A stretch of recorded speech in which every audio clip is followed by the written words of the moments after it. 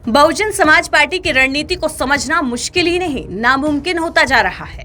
पहले चरण की वोटिंग तक बीएसपी सुप्रीमो मायावती ने ऐसी फिजा बनाई कि लोग कहने को मजबूर हो गए कि उन्होंने बीजेपी उम्मीदवारों को धूल चटा देने की रणनीति बनाई है।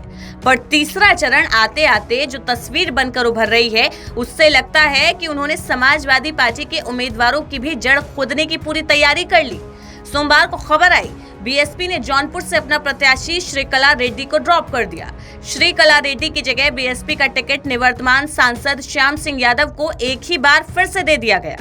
श्रीकला रेड्डी बाहुबली नेता धनंजय सिंह की पत्नी है। हालांकि ये भी कहा जा रहा है धनंजय सिंह खुद ही चुनाव लड़ने से पीछे हट गए। हो सकता है ये बात सही भी हो, पर चूंकि बीएसपी ने और भी कई जगहों पर अपने प्रत्याशियों को बदला है, इसलिए बीएसपी पर सवाल तो उठेंगे ही। धनंजय सिंह की पत्नी का टिकट कटने से बीजेपी ही नहीं, समाजवादी पार्टी को भी फायदा हो सकता है। इसलिए ये कहना मुश्किल होगा कि बीएसपी सुप्रीमो मायावती किसे टारगेट कर रही हैं और किसके साथ फ्रेंडली मैच खेल रही हैं। कुछ महीनों पहले तक बीएसपी को बीजेपी की बी टीम कहकर टारगेट किया जाता रहा है, पर बीएसपी ने इस बार के लोकसभा चुनावों में ऐसा गेम खेला कि बीजेपी को छठी का दूध याद आ गया। बीएसपी ने ऐसे उम्मीदवार खड़े किए कि बीजेपी के उम्मीदवारों के लिए मुश्किल खड़ी हो गई। वेस्ट यूपी की कम से कम 1 दर्जन सीटों पर बीएसपी के उम्मीदवार बीजेपी के कोर वोटर्स हैं।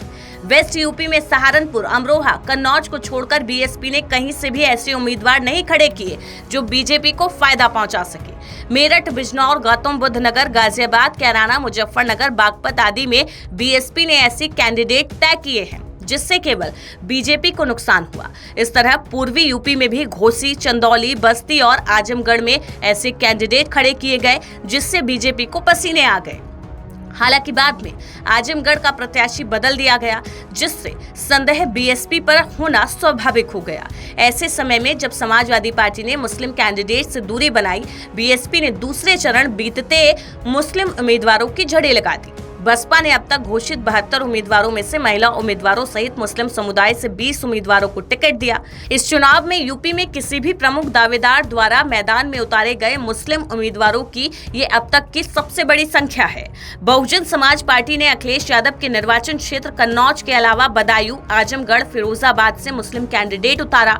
जाहिर है ये चारों सीटें मुलायम सिंह यादव की फैमिली की खास सीटें हैं, जहाँ से अखिलेश यादव को जीत मिलती रही है। इसके ठीक विपरीत प्रधानमंत्री मोदी और रक्षा मंत्री राजनाथ सिंह के खिलाफ मुस्लिम उम्मीदवार उतारा गया।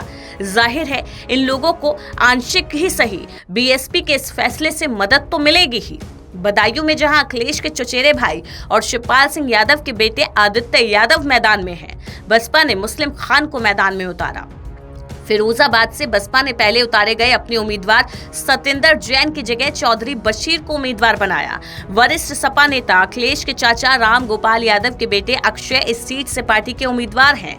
कन्नौज से बसपा ने इमरान बिन जफर को अपना उम्मीदवार बनाया। मुस्लिम बहुल आजमगढ़ निर्वाचन क्षेत्र में बसपा ने हाल ही में अपने उम्मीदवार भीम राजभर, पूर्व राज्य पार्टी अध्यक्ष की जगह पसमानदा मुस्लिम महिला सबीहा अंसारी को मैदान में उतारा।